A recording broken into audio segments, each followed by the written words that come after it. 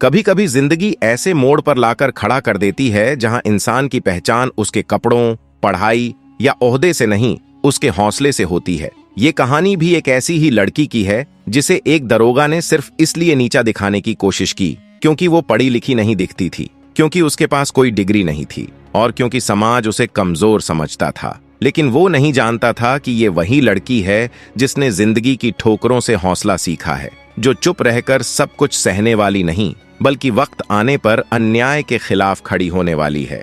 दरोगा की बदतमीजी, उसकी तानाशाही और उस लड़की की चुप्पी को जब ललकार में बदला गया तो पूरा थाना देखता रह गया। ये सिर्फ एक जवाब नहीं था, ये हर उस लड़की की तरफ से एक तमाचा था जिसे कमजोर समझा गया। तो चलिए सुनते हैं एक अनपढ़ समझी गई लड़की की वो कहानी जिसने वर्दीधारी घमंड को उसके घुटनों पर ला दिया। शहर की ओर बढ़ती वो एक आम लड़की थी, चेहरे पर सादगी, आंखों में आत्मविश्वास और चाल में शांति। स्कूटी की रफ्तार धीमी थी लेकिन सोच बड़ी थी। जैसे ही वह शहर के बाहरी इलाके में पहुंची, सामने सड़क किनारे पुलिस की एक छोटी सी चौकी नजर आई। 4-5 पुलिसकर्मी खड़े थे और उनके बीच में एक शख्स वर्दी में खड़ा था, दरोगा वेदांत कुमार। वो स्कूटी पर सीधी चली जा रही थी कि दरोगा ने लाठी उठाकर उसे रुकने का इशारा किया। बिना कोई सवाल किए लड़की ने स्कूटी साइड में लगा दी। दरोगा ने अपने अंदाज में आवाज कसी, कहा कि मोहतरमा चली जा रही हैं इतनी सज धज के। लड़की ने शालीनता से जवाब दिया,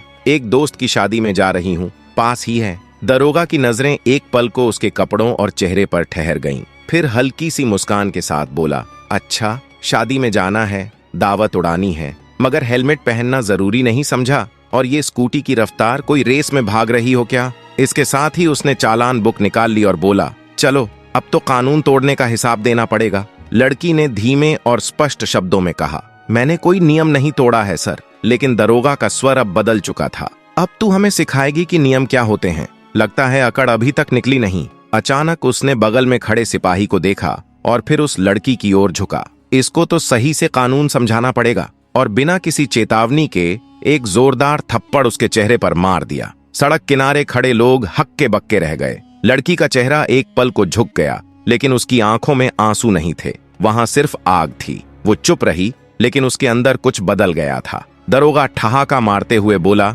अभी भी तेवर बाकी हैं? बड़ी आई कानून बताने वाली, चलो थाने, वहां तमीज सिखा देंगे तुझे। पीछे से एक सिपाही बोला, सर ले चलिए इसे, थाने की हवा लगेगी तो सारी बात समझ जाएगी। उन्हें क्या पता था कि जिससे वो बदतमीजी कर रहे हैं वो कोई मामूली लड़की नहीं, वो खुद एसडीएम अदिति वर्मा है और अब तानाशाही को करारा जवाब मिलने वाला है।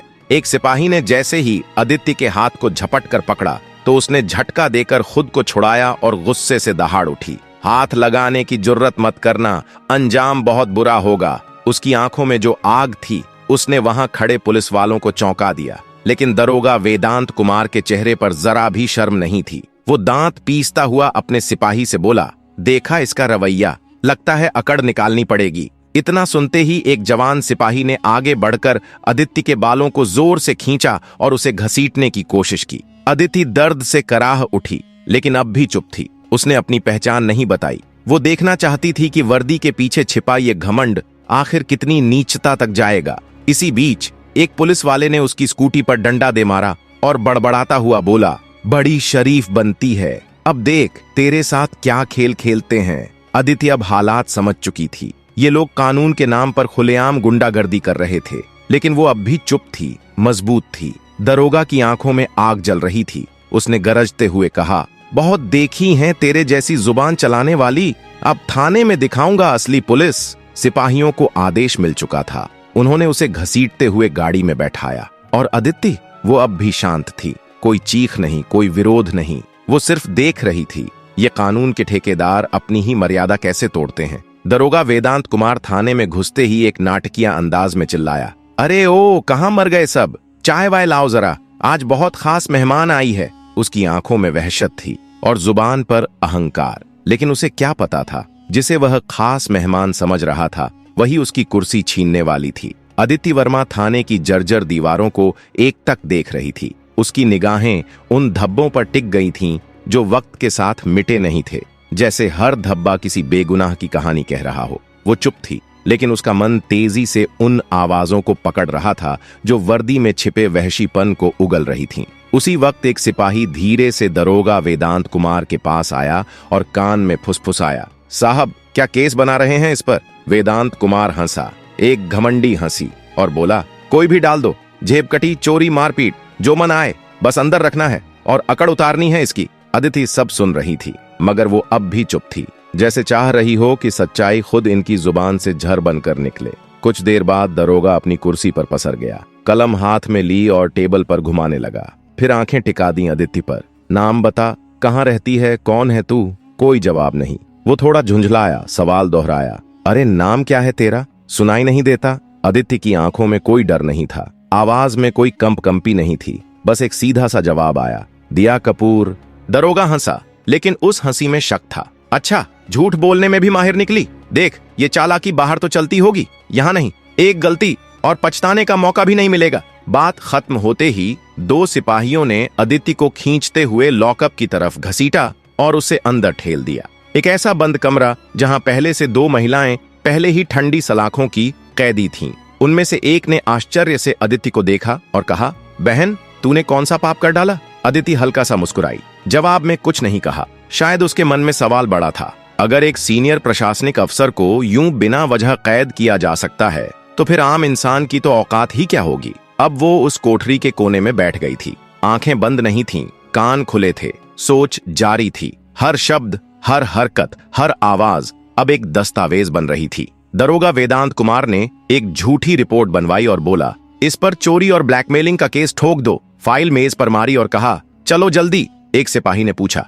पर सर, बिना सबूत के? दरोगा हंस पड़ा और बोला, इस थाने में सबूत मंगाए नहीं, सबूत बनाए जाते हैं। कुछ देर बाद एक सिपाही आया और अदिति के कंधे पर जोर से हाथ मारा, लेकिन उसके चेहरे पर डर का नामो निशान नहीं था। दरोगा ने हाथ उठाया ही था कि तभी दरवाजे पर एक सख्त आवाज आई, रुक जाओ। सबने मुड़कर देखा तो दरवाजे पर एसएचओ तुषार सिंह खड़ा था, जिसकी छवि बाकी से थोड़ी अलग मानी जाती थी। उसने अंदर नजर डाली और औरत की हालत देख उसके माथे पर लकीरें खींच गईं। पूछा, ये सब क्या हो रहा है? वेदांत कुमार मुस्कुराया, कुछ नहीं सर, एक सड़क छाप औरत हद से ज्यादा दिमाग दिखा रही थी, सबक सिखा रहे हैं। तुषार ने अदिति को गौर से देखा, उसके हाव भाव किसी आम औरत जैसे नहीं लग रहे थे। पूछा, इसका जुर्म क्या है? वेदांत घबरा गया, बोला, सर, चेकिंग में बदतमीजी की थी। तुषार को कुछ गड़बड़ लगी। उसने अदिति से पूछा, तुम्हारा नाम क्या है? अदिति चुप रही। वेदांत हंसकर बोला, सर, यह तो अपना नाम भी नहीं बता रही। तुषार अब पूरी तरह से चौकन्ना हो गया था। उसने सिपाही को हुक्म दिया, इसे अकेली कोठरी में डालो। वेदांत हैरान रह गया, लेकिन सर, तुषार ने सख्ती से कहा, मैं खुद रहूंगा इसके पास। उसके आदेश पर अदिति को एक दूसरी कोठरी में बंद किया गया, जो पहले से भी ज्यादा बदबूदार और अंधेरी थी। अदिति ने चारों तरफ नजर दौड़ाई। एक कोने में टूटा हुआ टेबल पड़ा था और पास में एक जंग लगा लोहे का रोड पड़ा था। अब वह इस गंदे सिस्टम का असली चेहरा और करीब से देख रही थी। हर पल उसकी आंखें यह समझ रही थीं कि कानून बस फाइलों तक सीमित रह गया है। तभी एक सिपाही दौड़ता हुआ आया और बोला, सर, बाहर एक बड़ी गाड़ी खड़ी है। वेदांत कुमार डर कर चौंक गया। पूछा, गाड़ी कौन सी है? सिपाही घबराते हुए बोला, सर, गाड़ी सरकारी है।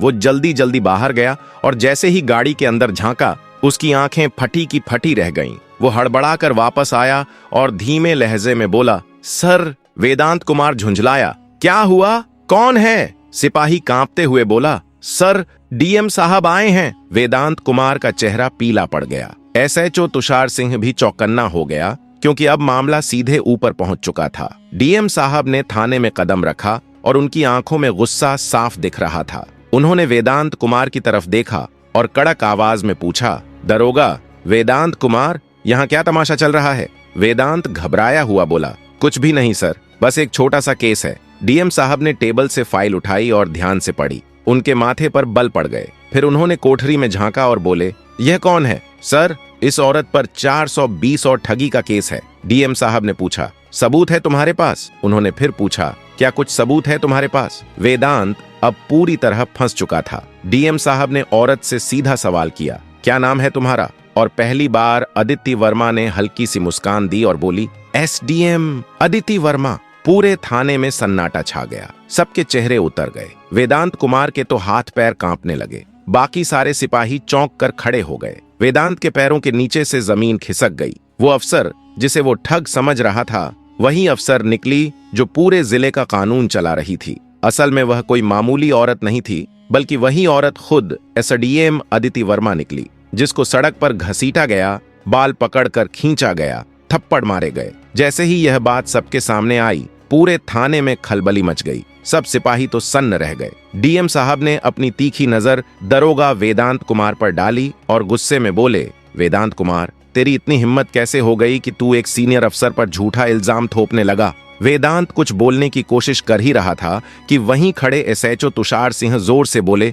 सर, मैंने तो पहले ही कहा था कुछ गड़बड़ है। अब तो वेदांत बिल्कुल अकेला पड़ गया था। तभी अदिति वर्मा ने अपनी शांत लेकिन सख्त आवाज में पहली बार सीधा फैसला सुना दिया और बोली, वेदांत कुमार, तू अब नौकरी से गया, तेरी सस्पेंशन पक्की है और तेरे खिलाफ अब मुकदमा भी चलेगा। यह सुनते ही वेदांत की तो जैसे सांसें अटक गईं। बाकी पुलिस वालों ने उससे मुंह फेर लिया। तुषार सिंह ने उसी वक्त आवाज लगाई, हवलदार साहब, इसको पकड़ो और लॉकअप में डाल दो। लेकिन तभी वेदांत कुमार ने जेब से एक मोड़ा हुआ कागज निकाला और हंसते हुए बोला, रुको मैडम, यह देख लो पहले, फिर जो करना हो कर लेना। और वो कागज उसने दिखाया। डीएम और अदिति वर्मा दोनों ने फौरन उसकी तरफ देखा। वेदांत बोला, यह रहा मेरा ट्रांसफर का ऑर्डर। 3 दिन पहले ही मेरा तबादला हो चुका है। अब आप चाहे जितनी भी नाराज हो जाओ, मुझे नौकरी से नहीं निकाल सकती। पूरा थाना फिर से सन्न पड़ गया। अदिति ने वह कागज हाथ में लेकर पढ़ा। डीएम ने आंख तरेरी और एसएचओ तुषार सिंह से कहा,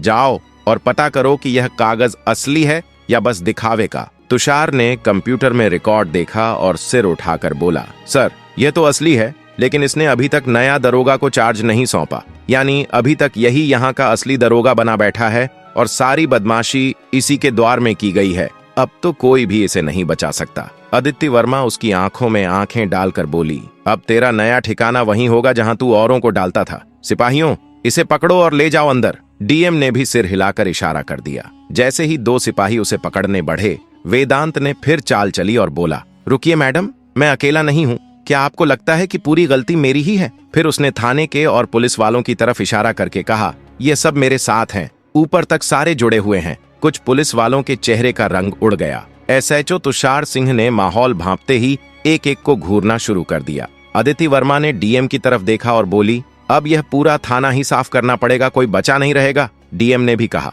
जो हुक्म मैम, अब एक एक का हिसाब लिया जाएगा। और जैसे ही जुबान से यह बात निकली, थाने में जैसे बिजली गिर गई हो। थाने के बाहर कुछ पत्रकार चुपचाप खड़े थे, जिनको पहले से शक था कि थाने में कोई बड़ी खिचड़ी पक रही है। जैसे ही उन्हें यह खबर लगी कि पूरा थाना लाइन हाजिर कर दिया गया है, वैसे ही उन्होंने अपने मोबाइल से खबरें इधर उधर पहुंचानी शुरू कर दी।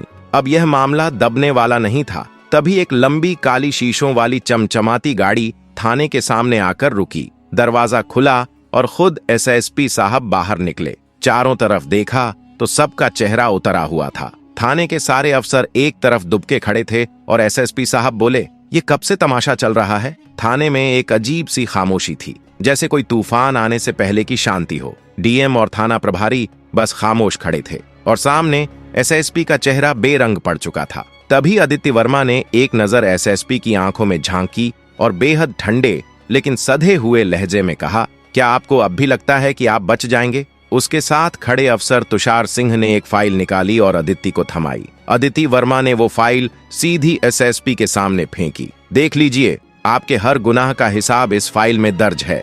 एसएसपी की पेशानी पर पसीने की बूंदें झलकने लगीं। डीएम ने बिना वक्त गंवाए आदेश दिया, गिरफ्तार करो इसे। इसी वक्त थाने का माहौल जैसे कांप उठा। लोग दंग थे।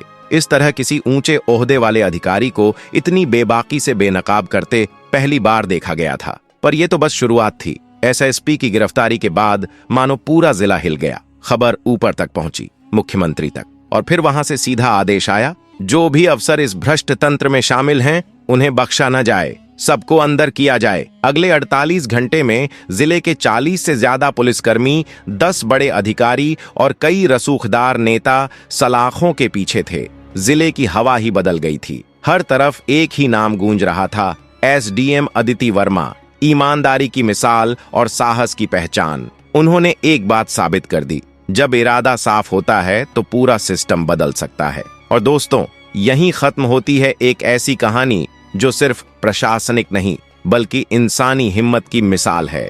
अगर आपको यह कहानी कहीं ना कहीं छू गई हो, कुछ सोचने पर मजबूर किया हो, तो नीचे कमेंट में अपनी राय जरूर दीजिए। वीडियो अच्छी लगी हो तो लाइक जरूर करें और इस ताकतवर कहानी को अपने दोस्तों और परिवार तक पहुंचाएं। और हाँ, हमारे चैनल को सब्सक्राइब करना मत भूलिए, क्योंकि अगली बार हम फिर आएंगे ऐसी ही कहानियों के साथ जो आपकी सोच को झकझोर देंगी। धन्यवाद। जुड़े रहिए, जागरूक बनिए और सच्चाई के साथ खड़े रहिए। मिलते हैं अगली वीडियो में।